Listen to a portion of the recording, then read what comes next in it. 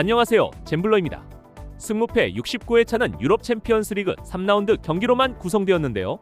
앞서 올려드린 1번부터 7번 경기까지 살펴본 일부 영상에 이어 이번 영상에서는 8번 경기부터 마지막 경기까지 살펴보겠습니다. 그 전에 구독과 좋아요 다시 한번 부탁드립니다. 승무패 69회 차 8번째 경기는 잉글랜드의 뉴캐슬 유나이티드와 포르투갈의 벤피카의 경기. 뉴캐슬은 이번 챔피언스리그에서 1승 1패를 기록 중인데요. 첫 경기에서 바르셀로나에 1대2로 패했지만 두 번째 경기에서 위니옹을 맞아 4대0으로 꺾으며 강력한 화력을 보여줬습니다. 주말 프리미어리그에서는 상위권 팀과의 빅매치가 예정돼 있지만 홈에서 치르는 이번 경기에 총력전을 펼칠 가능성이 높습니다. 에디 하우 감독은 주전 공격진을 유지한 채 홈에서 초반부터 강한 압박으로 나올 것으로 보입니다. 반면 벤피카는 두 경기 모두 패하면서 리그 페이즈 최하위권으로 밀려 있는데요. 첫 경기에서 카라바흐에게 2대3으로 패했고 두 번째 경기에서도 첼시에게 0대1로 패했습니다. 결정력 부족과 수비 실수가 연속되며 팀 분위기가 흔들리는 모습입니다. 주중 포르투갈 리그 일정이 원정이라 체력 부담까지 안고 있습니다. 맞대결 전적에서는 2022년 친선전 당시 뉴캐슬이 3대2로 승리한 바 있는데요. 홈에서 강한 뉴캐슬의 스타일을 감안하면 이번 경기에서도 뉴캐슬이 주도권을 쥘 가능성이 높아 보입니다. 벤피카는 수비를 두텁게 하고 역습을 노릴 것으로 보이지만 현재 팀의 경기력이 하락세인 만큼 원정에서 버티기가 쉽지 않아 보입니다. 예상 스코어는 뉴캐슬의 3대1 승리를 예상합니다. 9번째 경기는 튀르키예의 갈라타사라이와 노르웨이의 보데 글림의 경기. 갈라타사라이는 1승 1패를 기록 중이지만 유럽 무대에서의 기복은 여전합니다. 첫 경기에서는 프랑크푸르트에게 1대5로 대패했지만 두 번째 경기에서 리버풀을 1대0으로 잡아내며 큰 반전을 만들었는데요. 주말 슈페르리그에서는 하위권 팀과의 경기가 예정되어 있어 이번 경기에 완전한 집중이 가능한 갈라타사라이입니다. 홈 분위기도 뜨겁고 팬들의 응원은 여전히 유럽 최고 수준입니다.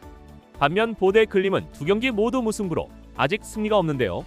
슬라프라와 2대2 토트넘과도 2대2로 비기며 조직력은 나쁘지 않지만 마무리가 다소 아쉬운 보데 글림이었습니다. 자국 리그 일정은 비교적 여유로워 체력적 부담은 적지만 이번 경기가 유럽 원정이라는 점이 큰 변수인데요. 전력상으로는 갈라타사라이가 다소 앞서 있습니다. 홈에서의 공격 전개, 세트피스, 그리고 측면 돌파 능력이 매우 강한데요. 하지만 보데 글림은 압박이 빠르고 한번 흐름을 타면 예측하기 힘든 팀입니다. 동기 측면에서는 갈라타사라이가 승점 3점이 절실해 보이고 리버풀전 승리로 분위기를 끌어올린 만큼 연승으로 상위권 진입을 노릴 것으로 보이는 가운데 저의 예상 스코어는 갈라타사라이의 2대1 승리와 함께 보데 글림의 역습 스피드 능력도 무시할 수 없어 2대2 무승부까지 함께 보겠습니다. 10번째 경기는 이탈리아의 아탈란타와 체코의 슬라비아 프라하, 줄여서 슬라프라의 경기인데요. 아탈란타는 챔피언스리그 리그 페이지에서 1승 1패를 기록 중입니다. 첫 경기에서 파리 생제르맹에게 0대4로 완패했지만 두 번째 경기에서는 클리브 브리어를 2대1로 꺾으며 반등에 성공했는데요. 주말 세리에에서는 상위권 팀과의 경기로 일정이 빡빡하지만 홈에서 치르는 이번 경기에 집중할 수 있는 여건은 충분하다고 생각됩니다. 아탈란타는 이반 유리치 감독 특유의 공격적인 전술을 앞세워 3백 기반의 넓은 전환과 적극적인 압박으로 상대를 흔들 것으로 보이고요. 팀의 득점원인 루크만과 드 케텔라에가 최근 폼을 회복 중이라는 점도 긍정적으로 보여집니다. 반면 슬라비아 프라하는 1무 1패로 아직 승리가 없는데요. 보데 글림전에서 2대2로 비겼고 인테르에게 0대3으로 패했습니다. 하지만 경기 내용은 나쁘지 않았고 압박과 세트피스에서 의외의 집중력을 보여준 슬라프라인데요. 자국 리그에서는 주중 일정이 원정이라 체력 부담이 약간 있어 보입니다. 전력 차이는 분명 있지만 슬라프라는 끈끈한 팀인데요. 아탈란타가 지나치게 라인을 올리면 역습에 허점을 보일 가능성도 있습니다.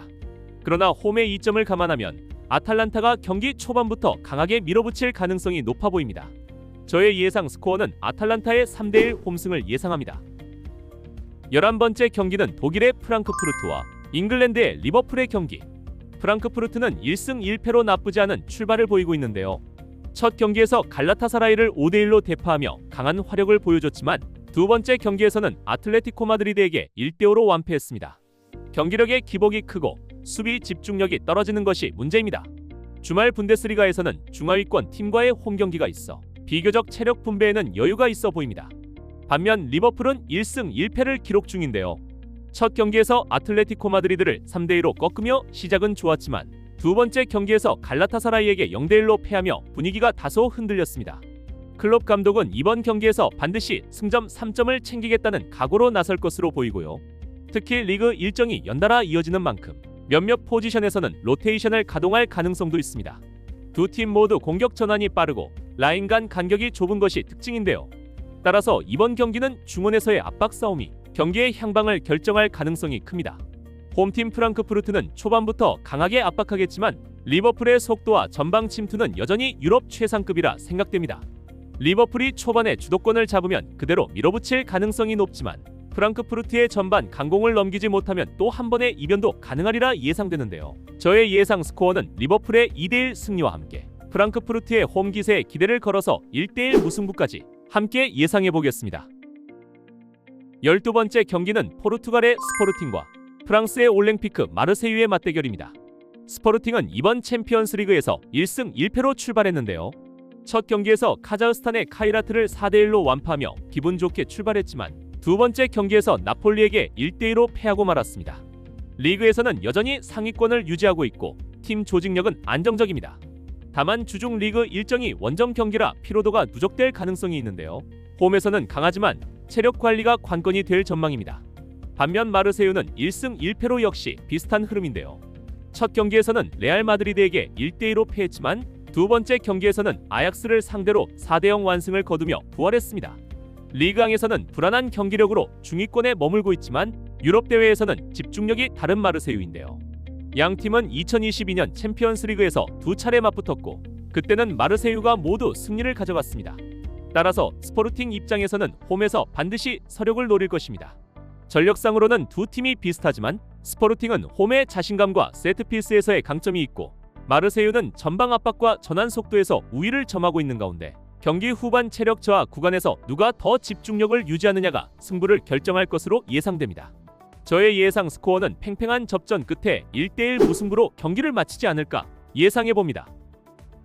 13번째 경기는 프랑스의 AS 모나코와 잉글랜드의 토트넘 호스퍼의 경기. 모나코는 이번 리그에서 1무 1패로 아직 승리가 없는데요. 첫 경기에서 클럽 브리어에게 1대4로 패했고 두 번째 경기에서는 맨체스터 시티와 2대2로 비기며 귀중한 승점을 챙겼습니다. 리그 1에서는 중위권이지만 공격력은 여전히 위협적인데요. 주중 리그 일정이 원정이라 체력 부담이 있는 점이 변수로 작용할 수 있어 보입니다. 반면 토트넘은 1승 1무로 안정된 흐름을 이어가고 있는데요. 첫 경기에서는 비아레알을 1대0으로 꺾었고 두 번째 경기에서는 보데글림과 2대2로 비겼습니다. 리그에서도 꾸준히 상위권을 유지 중이며 엔지 포스테코글루 감독의 공격적인 전술이 점점 완성도를 높여가고 있습니다. 전술적으로 보면 모나코는 좌우 폭을 넓혀 크로스를 노리는 스타일이고 토트넘은 빠른 전진 패스와 압박 전환이 강점인 팀입니다. 맞대결은 2016년 이후 오랜만이며 당시에는 모나코가 강했지만 지금의 토트넘은 선수층과 전력 모두 크게 달라졌습니다. 양 팀 모두 주중 일정으로 체력 소모가 크지만 공격적으로 나서는 쪽이 승리를 가져갈 가능성이 높을 것으로 예상되는 바 저는 토트넘이 1대2 정도의 스코어로 승리를 가져오지 않을까 예상합니다. 마지막 14번째 경기는 유럽을 대표하는 두 전통의 빅클럽 레알 마드리드와 유벤투스의 경기. 레알은 리그 페이즈 초반 2연승을 거두며 상승 흐름입니다. 반면 유벤투스는 두 경기 연속 무승부로 아직 첫 승이 없다는 점이 이번 원정의 동기부여로 작용할 듯 보입니다. 일정 측면에서 두 팀 모두 주중 주말 리그를 병행하고 있어 체력 관리가 핵심인데요. 레알은 홈에서 자신 있는 템포 조절로 체력 부담을 최소화할 수 있고 유벤투스는 원정 연전 속의 로테이션 강도와 교체 카드 타이밍이 성패를 가를 변수로 보입니다. 전술적으로 보면 레알이 점유와 템포 변주로 기회수를 더 많이 만들 것으로 보이고 원정팀 유벤투스는 효율과 전환의 정확도로 승부를 보려고 할 것으로 예상되는 바 레알이 선제골을 넣는다면 2대1의 승리를 가져올 것이고 만약 유벤투스에게 선제골을 허용한다면 1대1로 경기를 마칠 확률이 커 보입니다. 이상 승무패 14경기를 살펴보았는데요. 자국 리그와 병행해서 치르는 대회라 팀들마다 경기에 대한 동기부여가 다를 것 같습니다. 그러기에 이변도 많이 나오는 회차가 되지 않을까 싶은데요. 아무쪼록 영상을 참고로 나만의 감으로 픽하시어 좋은 결과를 가져가시길 바랍니다. 끝까지 시청해 주셔서 감사합니다. 잼블러였습니다.